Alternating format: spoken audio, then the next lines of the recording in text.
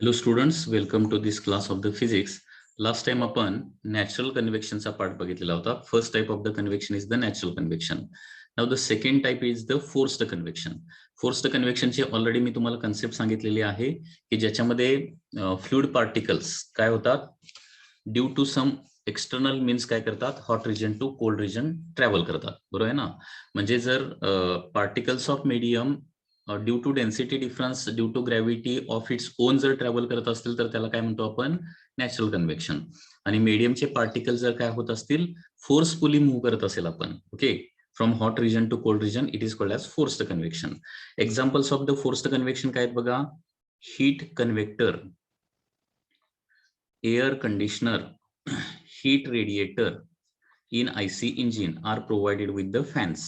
आता तुम्ही अनेक वेळा बघितलेलं असेल, एखाद्या कारचं इंजिन किंवा ट्रकचं इंजिन जर बघितलं तर त्या इंजिनच्या समोर एक फॅन बसवलेला असतो. तर तो फॅन काय करतो, त्या इंजिनवर काय करतो, हीट ब्लो करतो, सॉरी इंजिनवर काय करतो, विंड ब्लो करतो, एअर ब्लो करतो. आणि एअर त्या इंजिनवर सोडल्यामुळे काय होणार आहे, फोर्सफुली एअर पार्टिकल्स जे आहेत ते इंजिनच्या कॉन्टॅक्टमध्ये येणार आहेत आणि ते हीट काढून येणार आहे. म्हणजे कन्व्हेक्शन बाय युझिंग फॅन जे आहे, म्हणजे फॅन जर आपण यूज केला तर काय होणार आहे, फोर्स्ड कन्व्हेक्शन होणार आहे. त्याचबरोबर तुमच्या रूम मध्ये देखील सध्या एखादा फॅन असेल तर ज्यावेळी फॅन नसतो त्यावेळी तिथं नॅचरल कन्व्हेक्शन चालू असतं आणि त्या प्रोसेसमध्ये काय होत असतात, एअर पार्टिकल जे आहेत ते वरून खाली खालून वर कंटिन्युअसली मूव्ह करत असतात, परंतु ते त्यांची मोशन जी आहे ती स्लोली असते. आता त्याच्याऐवजी तिथं जर आपण फॅन वापरला तर त्या फॅनमुळे फोर्सफुली हे पार्टिकल जे आहे ते वर खाली काय करतात, मूव्ह करतात. Okay, so fan is used in room to facilitate the heat convection. That is the forced convection. आता याच्यानंतर आपण हीट कंडक्शन रिलेटेड काही एमसीक्यूज आपण बघणार आहे. Okay, conduction related MCQs. हे एमसीक्यूज कसे आहेत बघा.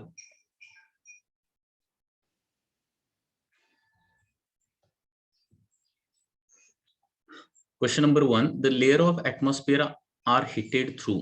ऍटमॉस्फिअरचे लेयर्स जे आहेत ते कुठल्या प्रोसेसनं हीट होतात, तर it is by the process of convection.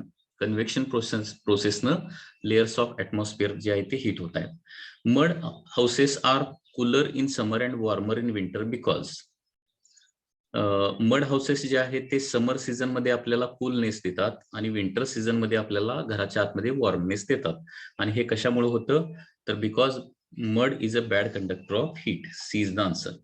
Snow is more heat insulating than ice because. आता स्नो आणि आईस तुम्हाला माहिती असेल, आईस हा कम्प्लिटली सॉलिड असतो, तर स्नो हा आईसचाच एक प्रकार आहे की ज्याच्यामध्ये एअर कॅव्हिटीज असतात. स्नोच्या आतमध्ये काय असतात, छोटे छोटे पोर्स असतात, कॅव्हिटीज असतात आणि त्या कॅव्हिटीमध्ये एअर असते. आणि air is a very bad conductor of heat. Air हा बॅड कंडक्टर ऑफ हीट आहे आणि त्याच्यामुळे काय होत नाही, स्नो मध्ये असणाऱ्या एअर पॉकेट्समुळे स्नो मधून काय होत नाही, हीट ट्रान्सफर इझिली होऊ शकत नाही and therefore snow is insulator. Okay, because air is filled in the pores of the snow. So answer येणार आहे याचं A. On heating one end of the rod the temperature of whole rod will be uniform when. आता आपण हे generally बघितलेलं आहे की कुठल्याही रॉडला एका एंडला आपण हीट दिली तर टेम्परेचर काय होतं, जिथं हीट दिलेलं आहे तिथं सगळ्यात जास्त टेम्परेचर असतं आणि पुढे जाईल तसं टेम्परेचर काय होतं, कमी कमी कमी कमी होत जातं टेम्परेचर ग्रॅज्युअली.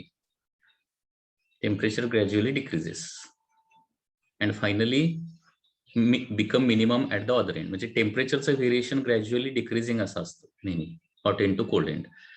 ओके, आता या क्वेश्चन मध्ये काय सांगितलंय की रॉडच्या प्रत्येक क्रॉस सेक्शनला टेम्परेचर तेवढंच आहे आणि प्रत्येक क्रॉस सेक्शनला टेम्परेचर तेवढंच कधी येणार आहे, ज्यावेळी त्याचा thermal conductivity, coefficient of thermal conductivity infinity असेल त्यावेळी. याचं रिझन काय बघा, कारण केचा फॉर्म्युला आपल्याला माहित आहे. केचा फॉर्म्युला काय आहे, K divided by K is equal to H divided by A D theta by DX. A D theta by DX. कारण एचचा फॉर्म्युला माहिती आहे, H is equal to K A D theta by DX. So K is equal to H divided by A D theta by DX. आता हे D theta 0 असेल. D theta म्हणजे दोन section मधला टेम्परेचर डिफरन्स, दोन adjacent section मधला temperature difference. म्हणजे d theta जर 0 झालं, ओके, टेम्परेचर डिफरन्स अजिबात नसेल दोन लगतच्या सेक्शन मध्ये, डी थिटा 0 झालं तर काय होणार आहे, एच डिवायडेड बाय काय येणार आहे, 0 येणार आहे. आणि एनिथिंग डिवायडेड बाय 0 म्हणजे काय असतं, इन्फिनिटी असतं. या पद्धतीने आपण हे प्रूव्ह करू शकतो. Okay, next.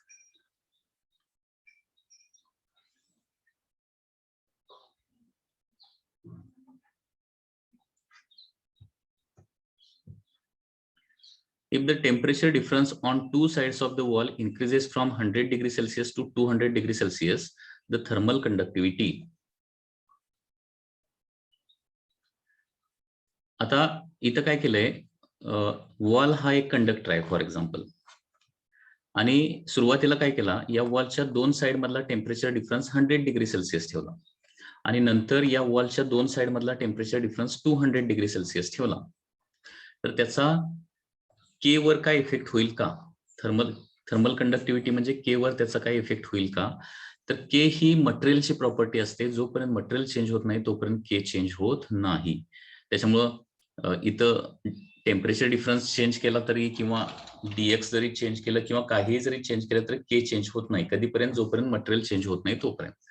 त्याच्यामुळे टेम्परेचर डिफरन्स 100चा 200 जरी केला तरी टेम्परेचर थर्मल कंडक्टिव्हिटी मात्र काय होणार आहे, तेवढीच राहणार आहे, रिमेन्स अनचेंज्ड. त्याच्यानंतर thermal conductivity of A rod depends on.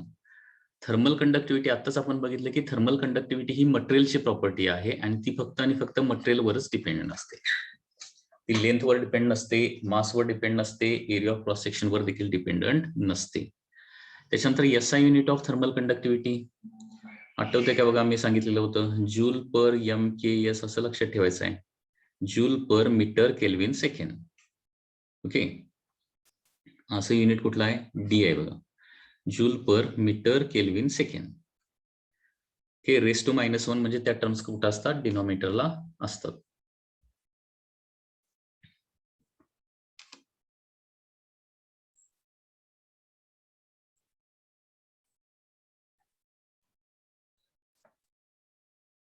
This is the next question.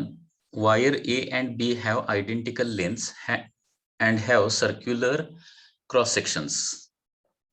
The radius of A is twice the radius of B. म्हणजे काय काय दिलंय बघा इथं, दोन्ही वायरच्या लेंथ सेम आहेत, have circular cross section, radius of A, okay, LE आणि LB असं लिहूया, radius of A is twice the radius of B असं म्हटलेलं आहे. For a given temperature difference between the two ends, temperature difference दोन्ही रॉडला तेवढाच मेंटेन केलेला आहे. ओके, सेम टेम्परेचर डिफरन्स म्हटलेला आहे. Both wire conduct heat at the same rate, म्हणजे heat current through first wire is equal to heat current through the second wire असं दिलेलं आहे. The relation between thermal conductivities is given by, तर त्यांच्या thermal conductivity मधलं relation काढायचं आहे. आता heat current through A is equal to heat current through B म्हटलेला आहे, आणि हीट करंटचा फॉर्म्युला काय असतो, K A D theta by D X. This is for conductor A, and Ka d theta by dx, this is for conductor B. आता याच्यामध्ये same term ज्या आहेत त्या सगळ्या कॅन्सल आउट करूया. दोन्हीची dx म्हणजे लेंथ ना, दोन एंड मधलं लेंथ ते सेम आहे असं दिलंय, दोघांना तेवढाच टेम्परेचर डिफरन्स मेंटेन केलेला आहे, आणि त्याच्यामुळं thermal conductivity of A into area of A is equal to काय होणार आहे, thermal conductivity of B into area of काय होणार आहे, बी होणार आहे. So thermal conductivity of A into area of A म्हणजे पाय into RA square, KB into area of B म्हणजे पाय into RB काय होणार आहे, स्क्वेअर होणार आहे. So here pi and pi get cancel, and therefore KA by KB is equal to RB divided by RA bracket square येणार आहे. RB by RA bracket square. आता RB by RA म्हणजे 1/2 येणार, कारण इथं RA is equal to 2RB दिलाय, याच्यावरून RB by RA काढलं तर 1/2 याचा स्क्वेअर, म्हणजे हे आन्सर येणार आहे 1/4. So KA by KB is equal to 1/4. तर KA is equal to 1/4 KB आहे का, K is equal to KB by 4 हा डी ऑप्शन याच्यामध्ये आहे.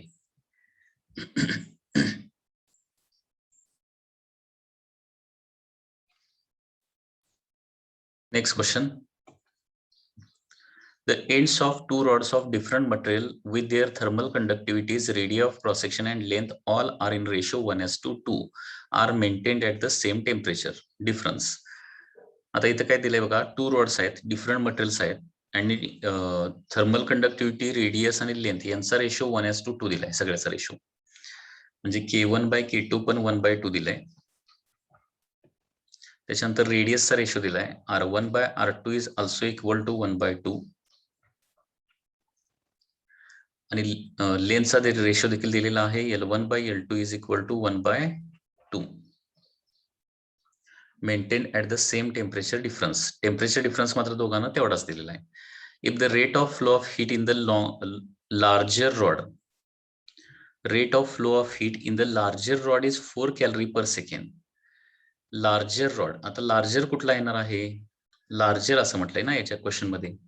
लार्जर म्हणजे ज्याची रेडियस जास्त आहे तो, बरोबर आहे ना? ज्याची रेडियस जास्त आहे तो larger. Rate of flow of heat in larger rod is 4 calorie per second. म्हणजे H2 दिलेला आहे इथं. लार्जर आणि लॉंगर, सेकंड रॉडची रेडियस पण जास्त आहे आणि सेकंड रॉडची लेंथ पण जास्त आहे. त्याच्यामुळं लार्जर रॉड मधली हीट म्हणजे H2 दिलेला आहे 4 कॅलरी पर सेकंड असं दिलेलं आहे. ठीक आहे. तर शॉर्टर रॉड मधलं काय करायचं आहे? हीट फ्लो रेट काढायचं आहे, म्हणजे H1 तुम्हाला फाइंड आउट करायचं आहे. डायरेक्टली इथं मी रेशो लिहितो H1 बाय H2. Hचा फॉर्म्युला काय असतो? KA d theta by dx. This is for 1 divided by KA d theta by dx. This is for rod 2. आता सेम जे आहे ते फक्त कॅन्सल होईल. दोघांना तेवढाच टेम्परेचर डिफरन्स मेंटेन केलेला आहे, म्हणजे डी थिटा कॅन्सल होणार आणि इथे येणार आहे K1 by K2 into A1 by A2 into dx2 by dx1 म्हणजे L2 बाय L1. dx म्हणजेच काय असतं? लेंथ असतं, हे लक्षात घ्या. तिथं जे dx लिहिलेलं ना ते लेंथ असतं. So therefore H1 by H2 is equal to K1 by K2 म्हणजे दिलेला आहे 1/2. आता A1 बाय A2 हे देखील रिप्लेस करूया इथं. हे K1 by K2 as it is राहणार. A1 बाय A2 म्हणजे R1 बाय R2 स्क्वेअर होणार आहे. कारण का A1 म्हणजे पाय R1 स्क्वेअर, A2 म्हणजे पाय R2 स्क्वेअर. पाय कॅन्सल होणार आणि R1 बाय R2 स्क्वेअर येणार आहे इंटू L2 बाय L1 येणार आहे. सो 1/2 R1 बाय R2 म्हणजे 1/2 चा स्क्वेअर येणार इंटू L2 बाय L1 म्हणजे 2/1 येणार आहे. So here 2 and 2 get cancel. 1/2 square is 1/4. So H1 is equal to, आपल्याला काय फाइंड आउट करायचं आहे? H1 काढायचं आहे. H1 इज इक्वल टू काय येणार आहे? H2 डिवायडेड बाय 4 येणार आहे आणि H2 ची व्हॅल्यू दिली आहे 4 डिवायडेड बाय 4. सो आन्सर येणार आहे 1 calorie per second. So answer is first answer. Next, number 10.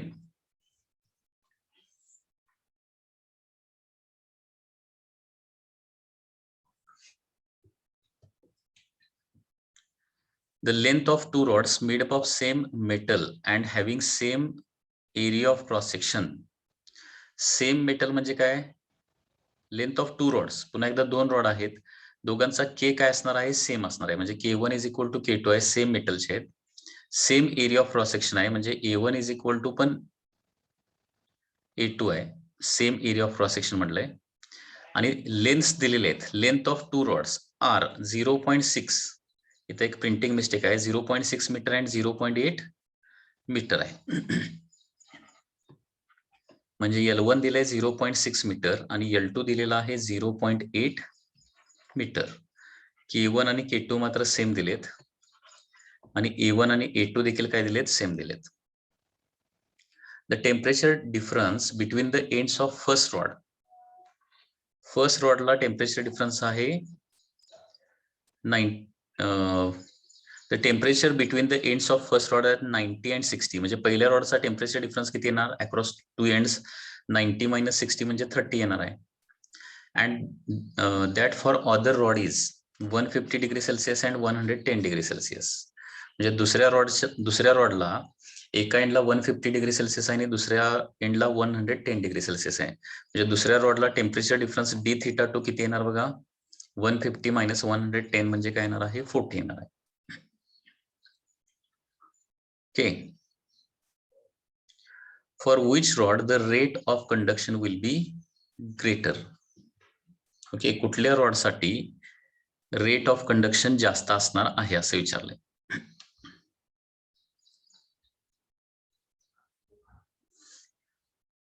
Calculation करून बघूया.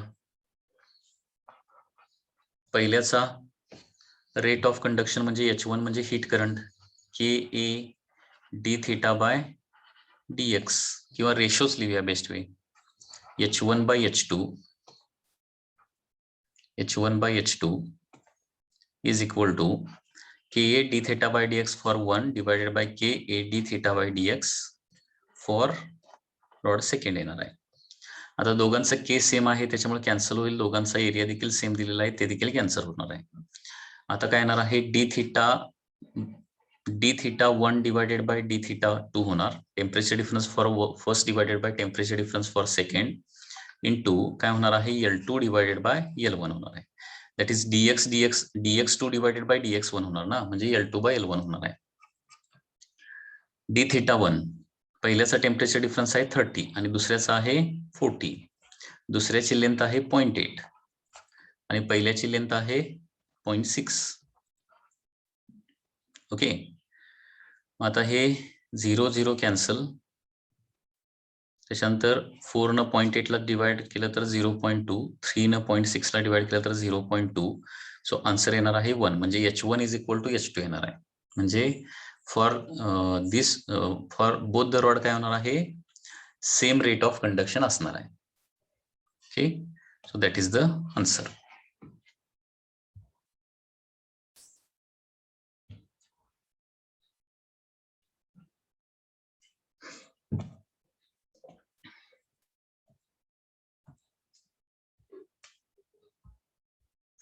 Next question.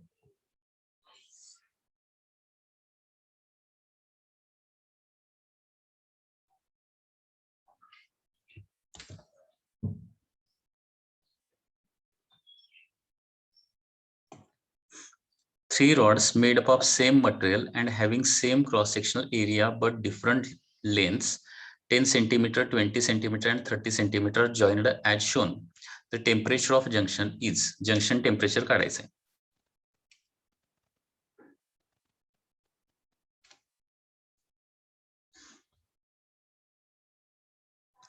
Okay, junction temperature म्हणजे या पॉइंटचं टेम्परेचर. या पॉइंटचं टेम्परेचर थीटा. जंक्शन टेम्परेचर कसं काढायचं मी तुम्हाला सांगितलंय.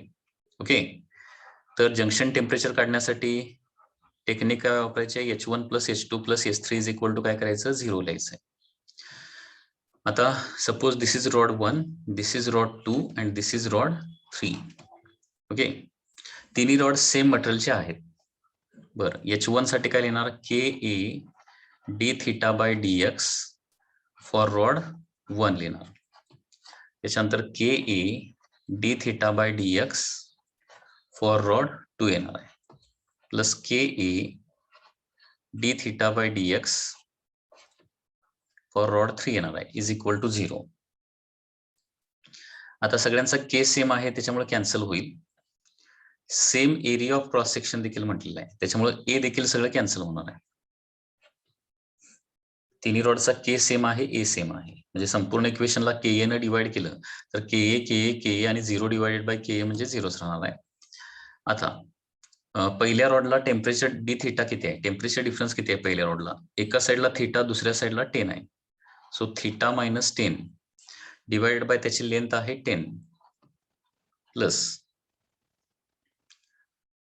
दुसरा रॉड जो आहे त्याचं d(θ) टेम्परेचर डिफरन्स थीटा - 20 आहे. डिवायडेड बाय 20 होणार, प्लस तिसरा रॉड जो आहे त्याला टेम्परेचर डिफरन्स थर्डला बघा, एका एंडला 30 दुसऱ्या एंडला 0, म्हणजे थिटा मायनस 30 डिवायडेड बाय त्याची लेंथ आहे 30 centimetre is equal to 0. Okay, आता काय करूया, संपूर्ण हे 0 0 0 कॅन्सल होईल, कम्प्लीट. मग आता काय होणार आहे, थिटा मायनस 10. ओके, 0 सगळं कॅन्सल केलं, थिटा मायनस 10 डिवायडेड बाय 1 म्हणजे थिटा मायनस 10, त्याच्यानंतर 2 ने इथं डिवाइड करूया, थिटा बाय 2 मायनस 20 बाय 2 म्हणजे 10 plus theta by 3 minus 30 by 3 म्हणजे काय येणार आहे 10 इज इक्वल टू 0. म्हणजे theta plus theta by 2 plus theta by 3 यांचे ऍडिशन करावे लागणार आहे. म्हणजे थिटा प्लस थिटा बाय 2 म्हणजे काय होणार आहे 3 थिटा बाय 2 होणार प्लस थिटा बाय 3. मग आता किती होणार आहे 11 थिटा डिवायडेड बाय 6 होणार. Okay, 11 theta by 6. Okay, minus 10 minus 10 minus 10 म्हणजे minus 30 is equal to 0. So 11 theta by 6 is equal to होणार आहे 30. So theta is equal to होणार आहे 30 into 6 divided by 11. So theta is equal to 180 divided by 11. 180 divided by 11 16 point something answer येणार आहे. So 16 point something म्हणजे answer काय येणार आहे, सी आन्सर आहे 16.4. दिस is number 11.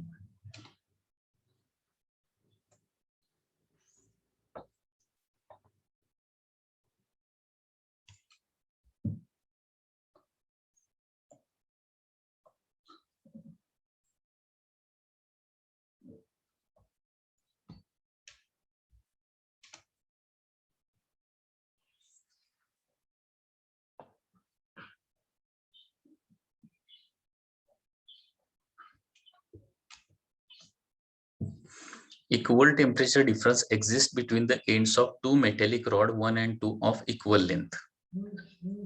Okay, equal temperature difference दिलाय, म्हणजे पुन्हा एकदा 2 मेटॅलिक रॉड्स आहेत, 2 मेटॅलिक रॉड 1 and 2 दोघांना टेम्परेचर डिफरन्स तेवढाच आहे, म्हणजे d theta 1 is equal to d theta 2 आहे. ऑफ इक्वल लेंथ, त्यांच्या लेंथ इक्वल दिले आहेत, L1 is equal to L2 दिले किंवा dx1 is equal to dx2 दिलेला आहे. Their thermal conductivities are K1 and K2 and area of cross-section A1 A2 respectively. The condition of equal rate of heat transfer, म्हणजे दोघांच्या मधून same रेटनं heat transfer व्हायला पाहिजे, म्हणजे H1 is equal to H2 यायला पाहिजे. H1 म्हणजे KA d theta by dx. This is for 1 is equal to काय येणार आहे KA d theta by dx for 2 येणार आहे. आता दोघांचा डी थिटा सेम आहे आणि दोघांचा dx म्हणजे लेंथ सेम आहे. ओके, म्हणजे काय येणार आहे K1 A1 is equal to काय येणार आहे मग K2 A2 फक्त राहणार. So equal rate of heat transfer होण्यासाठी म्हणजे सेम हीट करंट दोन्हीमध्ये असण्यासाठी K1 A1 must be equal to K2 A2 असला पाहिजे. सो आन्सर येणार आहे याचं B is the answer.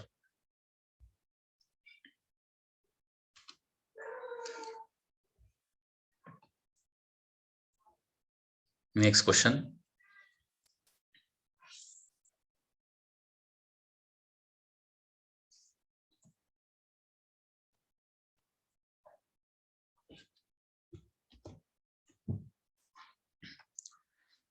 Consider a compound slab consisting of two different materials having equal thickness and thermal conductivities K and 2K in series. Equivalent conductivity of the slab is.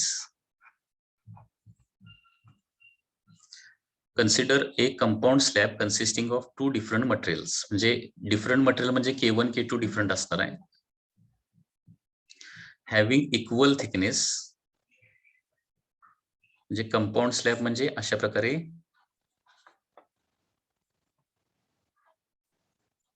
इथे एक material आहे आणि इथे एक material आहे. This is called as compound slab consisting of 2 different material, म्हणजे याचा thermal conductivity K1 आणि याचा K2 असणार आहे. इक्वल थिकनेस, म्हणजे याची जेवढी लेंथ आहे तेवढीच याची पण लेंथ आहे. L1 is equal to L2 दिलंय. And thermal conductivity K and 2K, म्हणजे याची K आहे आणि याची 2K आहे. In series equivalent conductivity of slab is. आता बघा, लेंथ आणि area of cross section same असेल तर K इक्विव्हॅलंटचा फॉर्म्युला काय असतो माहिती आहे का? सिरीज कॉम्बिनेशनला K इक्विव्हॅलंटचा फॉर्म्युला असतो 2K1 K2 upon K1 plus K2. परंतु हा फॉर्म्युला कधी वापरायचा?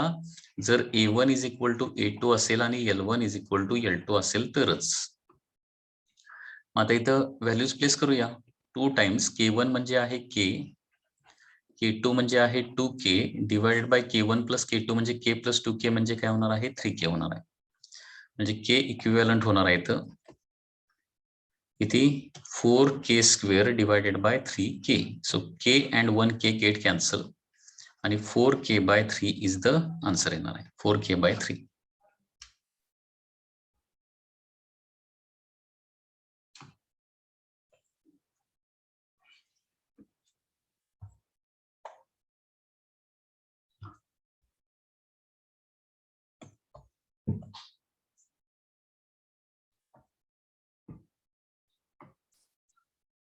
नेक्स्ट,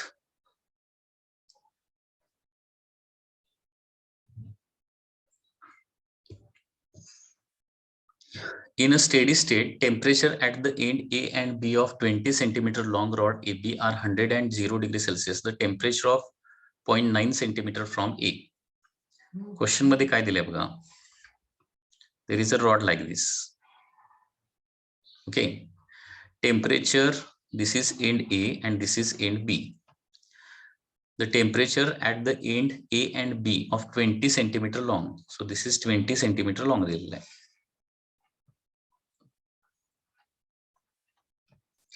100 डिग्री सेल्सिअस इकडे येणार आहे आणि इकडं 0 डिग्री सेल्सिअस येणार आहे. The temperature at a point 9 centimetre from A point पासून इथं, म्हणजे फॉर एक्झाम्पल हा पॉइंट काहीतरी P असेल, हे डिस्टन्स दिलंय 9 सेंटीमीटर. तर या ठिकाणी टेम्परेचर किती असेल असं विचारलंय. तर आपल्याला माहित आहे की टेम्परेचर ग्रॅज्युअली कमी कमी कमी होत जातं ए कडून बी ला. P पॉइंटचं टेम्परेचर सपोज किती आहे? थीटा आहे. थीटा हे आपल्याला फाइंड आउट करायचंय. आता कुठल्याही मधल्या पॉइंटचं टेम्परेचर कसं फाइंड आउट करायचं हे व्यवस्थित लक्ष द्या. दोन्ही एंडचं टेम्परेचर जर दिलेलं असेल तर. ओके, तर सुरुवातीला for rod AB complete rod साठी डी थिटा बाय dx काढायचा आहे. D theta by dx for complete rod A पासून B पर्यंत. टेम्परेचर डिफरन्स किती आहे? इकडे 100 आहे, इकडे 0 आहे, म्हणजे 100 मायनस 0 म्हणजे किती येणार आहे? दॅट इज 100 येणार आहे. आणि dx म्हणजे A पासून B पर्यंतची लेंथ आहे 20 सेंटीमीटर, म्हणजे हे येणार आहे 5. डी थिटा बाय dx येणार आहे 5 डिग्री सेल्सिअस पर सेंटीमीटर. ठीक आहे. आता रॉड AP साठी बघूया. Rod AP A to P, पुन्हा एकदा तोच formula d theta by dx is equal to, आता A पासून P पर्यंत टेम्परेचर डिफरन्स एका साईडला 100 आणि दुसऱ्या साईडला थीटा आहे, म्हणजे 100 मायनस थीटा लिहायचं इथं, डिवायडेड बाय लेंथ किती घ्यायची? A पासून P पर्यंत 9 आहे आणि संपूर्ण रॉडला जो डी थिटा बाय dx असतो ना, तो मधल्या कुठल्याही सेक्शनसाठी तेवढाच मेंटेन होतोय, इज इक्वल टू 5 लिहिणार आहे. म्हणजे AB रॉडला डी थिटा बाय dx जेवढा असतो तेवढाच AP रॉडला डी थिटा बाय dx असतो. आता 100 minus theta is equal to काय येणार आहे? 9 into 5 that is 45. And therefore 45 ला LHS ला आणलं तर 100 minus 45 is equal to theta येणार आहे. So theta is equal to 100 minus 45 म्हणजे काय येणार आहे? 55 is the answer. So answer B answer correct येणार आहे.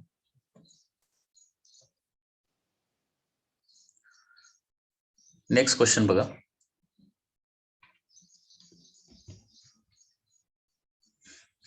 Three rods of same dimension are arranged as shown in figure. They have thermal conductivities K1, K2, K3. The point P and Q are maintained at different temperatures. For the heat flow at the same rate along PRQ and PQ, which of the following option are correct? आता इथे दिले बघा 3 rods of same dimension, म्हणजे यांचे dimension same, म्हणजे सगळ्यांचा area of cross section तेवढाच आणि लेंथ तेवढंच येणार आहे. ओके. थर्मल कंडक्टिव्हिटीज PR पार्टची आहे K1, RQ पार्टची आहे K2 आणि PQ पार्टची आहे K3. The point P and Q are maintained at different temperatures. P आणि Q जे आहेत, म्हणजे इथं हाय टेम्परेचर मेंटेन केलेलं आहे आणि इथं लो टेम्परेचर मेंटेन केलेलं आहे. Which of the following option is correct? याच्यातला कुठला ऑप्शन करेक्ट होणार आहे? For heat flow at same rate along PRQ and PQ. आता PQ ला जेवढा हीट फ्लो रेट आहे तेवढाच PRQ ला आहे असं सांगितलंय. म्हणजे heat flow rate at along path PQ is equal to heat flow rate along path PRQ. तर K1, K2, K3 मधलं रिलेशन काय येणार आहे? आता KA याचा फॉर्म्युला काय? KA d theta by dx for part PQ येणार आहे.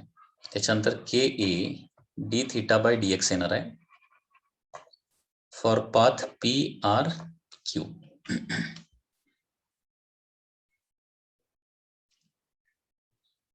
Okay.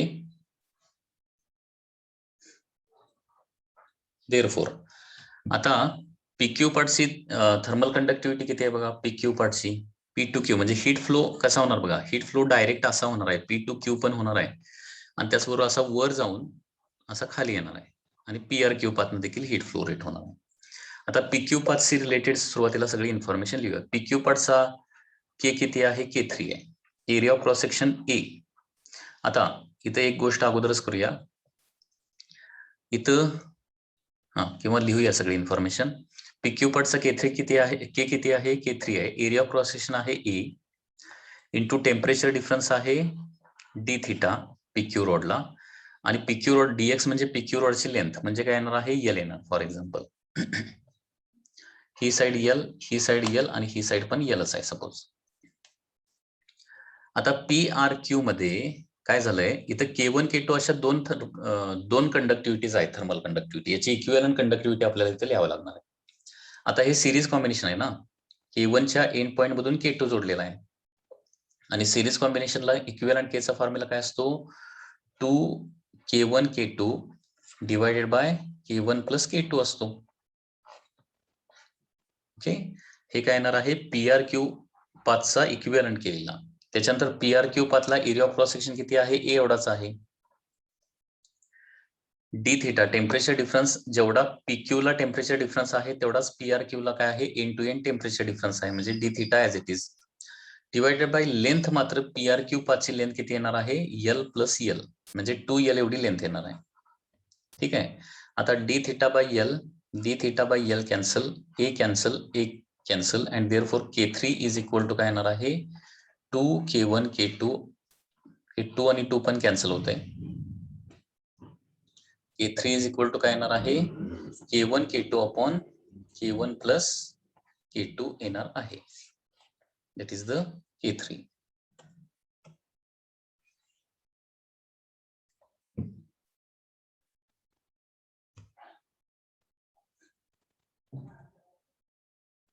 Next,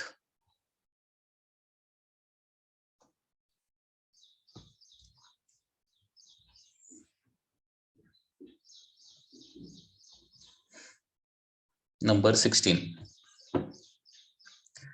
2 rods of copper and brass Kc greater than Kb of same length and area of cross section are joined as shown in figure. End A is kept at 100 degree Celsius, म्हणजे end A चं temperature आहे 100 degree Celsius आणि B जो आहे तो 0 degree सेल्सिअसला आहे. तर temperature at the junction temperature theta आपल्याला फाइंड आउट करायचं आहे. आता दोनच रॉड सिरीज कॉम्बिनेशन मध्ये असतील तर आपल्याला माहित आहे की सिरीज कॉम्बिनेशन मध्ये पहिल्या रॉड मधून जेवढा हीट करंट असणार आहे तेवढाच दुसऱ्या रॉड मधून देखील हीट करंट असणार आहे. म्हणजे काय येणार आहे? H1 इज इक्वल टू काय येणार आहे? H2 येणार आहे. जंक्शन टेम्परेचर काढायचं आहे. आता H1 म्हणजे कॉपर साठी KA d theta by dx for the copper is equal to काय व्हायला पाहिजे, K A D theta by D X for the brass होणार आहे. के आता इथं के फॉर द कॉपर आहे KC into area of cross section, end to end join केले पूर्णपणे, एरिया ऑफ क्रॉस सेक्शन दोघांचा सेम आहे त्याच्यामुळे कॅन्सल होईल. डी थिटा म्हणजे टेम्परेचर डिफरन्स काय येणार आहे, कॉपरला 100 मायनस थिटा येणार आहे, divided by length, same length आहे असं म्हटलेलं आहे, म्हणजे दोन्ही साईडचं डीएक्स पण कॅन्सल करूया. ओके, म्हणजे इथं फक्त 100 minus theta is equal to K for the brass into temperature difference for the brass किती येणार, एका साईडला थिटा आणि दुसऱ्या साईडला 0, थिटा मायनस 0 म्हणजे फक्त थिटा येणार आहे. आता हे जंक्शन टेम्परेचर थिटा आपल्याला फाइंड आउट करायचं आहे, तर 100 KC minus theta into KC is equal to काय येणार आहे, केबी इंटू थिटा येणार आहे. आता थिटा काढण्यासाठी थिटाच्या टर्म एका साईडला घेऊया, 100 KC is equal to KB into theta plus KC into काय येणार आहे, थिटा येणार आहे. थिटा जर कॉमन काढलं तर ब्रॅकेटमध्ये काय राहणार आहे, केबी प्लस केसी राहणार आहे, is equal to 100 KC, and therefore theta is equal to काय येणार आहे, KC divided by KB plus KC into 100. म्हणजे जंक्शन टेम्परेचरचा हा फायनल फॉर्म्युला तुमचा येणार आहे. आता जंक्शन टेम्परेचर ऑप्शन बघितलं तर मोर दॅन 50 लेस दॅन 50 असे ऑप्शन आहेत आणि केसी मोर दॅन केबी असं म्हटलेलं आहे. तर आपण काय करूया, जस्ट केसी आणि केबीच्या अप्रॉक्सिमेट व्हॅल्यू घेऊया आणि त्याच्यावरून हे चेक करूया की थिटा टेम्परेचर मोर दॅन 50 येते का लेस दॅन 50 येते. सपोज आता याच्यामध्ये केबीची व्हॅल्यू सपोज मी 10 घेतली, तर केसीची व्हॅल्यू किती घ्यायला पाहिजे, केसीची value KB is greater than KC ना, KC is greater than KB ना, केसी जास्त पाहिजे, म्हणजे केबी 10 घेतला तर केसीची मोर दॅन 10 घ्यायला पाहिजे. मोर दॅन 10 कितीही घेऊन बघा, फॉर एक्झाम्पल 11 घेऊया जस्ट, मग थिटा किती होणार बघा, केसीची व्हॅल्यू आहे 11 डिवायडेड बाय 10 प्लस 11 म्हणजे काय होणार, 21 होणार इंटू 100, आणि हे कॅल्क्युलेशन केलं तर 11/22 असतं तर हे 50 आलं असतं, 11/21 आहे म्हणजे 50 पेक्षा थोडंसं काय येणार आहे, जास्त येणार आहे, 50 पेक्षा थोडंसं काय येणार आहे, हे कॅल्क्युलेशन करून बघा. This is slightly more than 50 येणार आहे, सो आन्सर येणार आहे A, it will be more than 50 degree Celsius. KB आणि केसीच्या कितीही व्हॅल्यू घेऊन बघा आणि कॅल्क्युलेशन करून बघा, ते आन्सर 50 पेक्षा जास्तच येणार आहे, मोर दॅन 50 येणार आहे.